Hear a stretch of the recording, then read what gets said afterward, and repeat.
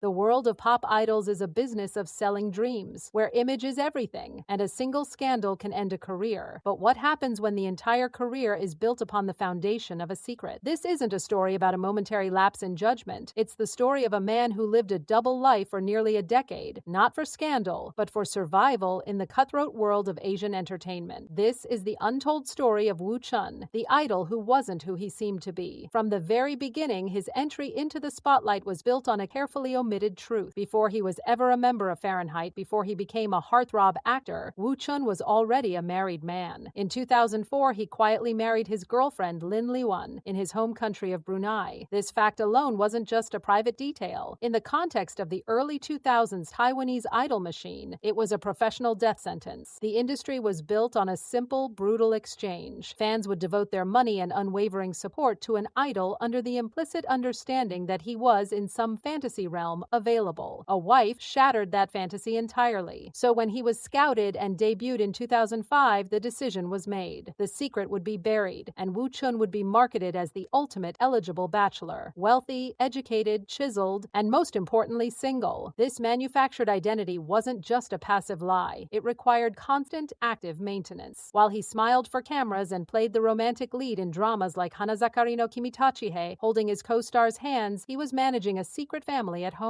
The emotional toll of this duality is almost impossible to calculate. Every interview was a minefield, every public appearance a performance. He later described this period as living in constant fear, knowing that a single paparazzi photo from Brunei, a single slip of the tongue, could collapse the entire multi-million-dollar enterprise built around him. His bandmates in Fahrenheit likely knew, his management certainly knew, but the public facade was flawless. He became the clean idol, the one who avoided nightclubs and scandals, a narrative that was true only because the biggest potential scandal of all was being meticulously hidden. His discipline in the gym and his polite, reserved demeanor were not just personality traits, they were essential tools for maintaining the lie, keeping him away from the gossipy, alcohol-lubricated social scenes where secrets often unravel. For years, the strategy worked brilliantly, but silence can be as loud as a confession. As his fame grew, so did the quiet suspicion. In the absence of any credible dating rumors, a vacuum formed, and nature abhors a vacuum. The internet, particularly on fan forums and growing social media platforms, began to buzz with a different, more damaging theory. Why was Wu Chun so private? Why were there no whispers of girlfriends? The speculation began to coalesce around his sexuality, with netizens theorizing that his clean image was a cover for being gay. This was the cruel irony of his situation. To protect his secret life as a heterosexual husband and father, he was forced to endure and let flourish rumors that he was living a completely different secret life. The industry's demand for secrecy was subjecting him to a form of character assassination that was, in its own way, just as damaging. He couldn't defend himself without revealing the truth, so he had to absorb the false speculation, allowing it to become a part of his public narrative in order to protect the bigger, more volatile secret. The pressure cooker finally began to crack around the early 2010s. The advent of social media turned every fan into a detective. Sharp-eyed netizens began piecing together clues. A familiar-looking woman blurred in the background of an old photo, his frequent and unexplained trips back to Brunei that always seemed to coincide with certain family-oriented holidays. The whispers grew from a murmur to a roar. Was Wu Chun hiding a child? The evidence, while circumstantial, was mounting online, creating a groundswell of public doubt that the traditional media could no longer ignore. The very tools that had boosted his fame were now being weaponized against his deception. The wall of silence was becoming transparent, and the world was starting to see the shadowy figure of the real life he lived behind it. The question was no longer if the truth would come out, but when, and how much of his career would be left standing in the aftermath. The breaking point arrived in 2013. The weight of nearly a decade of deception had become unsustainable. Faced with the inevitability of a leak and perhaps a personal desire to be free from the burden, Wu Chun chose to detonate